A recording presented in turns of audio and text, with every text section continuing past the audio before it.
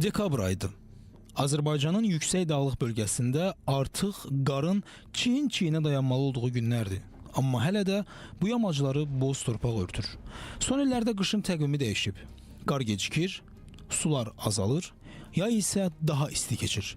Bu isə təkcə Azərbaycanın yox, bütün dünyanın qarşısında dayanan ən sərt ekoloji xəbərdarlıqlardan biridir. Beynəlxalq ekspertlər bildirir ki, 2023 və 2025-ci illər ard-arda ən isti illər kimi qeydə alınıb.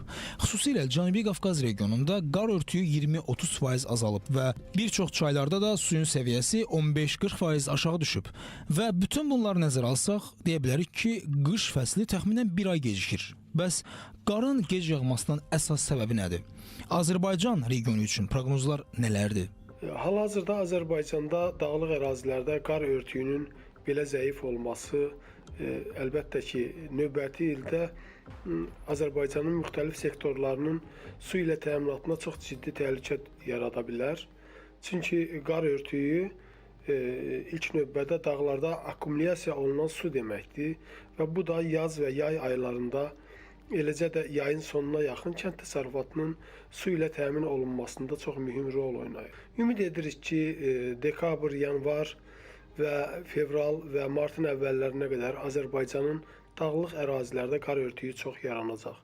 Yox, əgər yaranmazsa, çox təəssüflər olsun ki, hətta qışda yağan yağıntılar belə çaylara axıb gedəcək və bizim üçün resursa çevrilməli olan suyu bu zaman özümüzə təhlükə kimi görə biləcəyik. Çünki su bizə bir resurs kimi yox, daşqın və fəlakət kimi çata bilər. Bu isə qar örtüyünün olmaması nəticəsində dağlara düşən suyun əlbəttə ki, çaylara sürətlə axması şəklində baş verir. Təbii ki, Azərbaycanın su ehtiyatlarının 70%-dən çoxu ölkə xaricindən gələn çaylarla bağlıdır. Qlobal istiləşmə, transsərhəd çaylarda azalma, daxili su hövzələrinin quruması riskləri artırır, amma dünya da bu risklərlə üz-üzədir. Alp dağlarında qar örtüyü rekord səviyyədə azalıb. Amerika Birləşmiş Ştatlarının Kolorado bölgəsində su qıtlığı ciddi xəbərdarlıq səviyyəsindədir. Himalay buzlaqları isə sürətlə ərməkdə davam edir. Qlobal iqlim dəyişmələri müasir dünyamızı təhdid edən əsas fenomendir və bu fenomenin təsiri getdikcə güclənməkdədir. Bu ilk növbədə özünü daxili regionlarda temperaturun artması fonunda yağıntıların azalması şəklində göstərir ki, bu da dünyanın çox əksər bölgələrində su qıtlığına səbəb olur. Su qıtlığının artması fonunda isə ərzaq çatışmazlığına səbəb olur.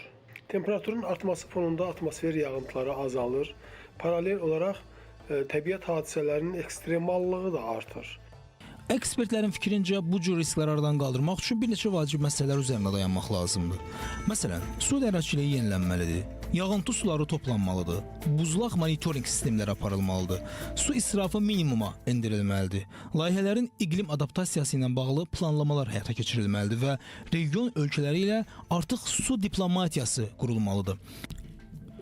Hesablamalara görə artıq əgər temperatur artımı bu templə davam etsə, 2040-cı illərdə Qafqaz regionunda qar örtüyü indiki səviyyədən də 40% qədər azalacaq və bu isə su, enerji və kənd təsərrüfatı üçün yeni dövr deməkdir.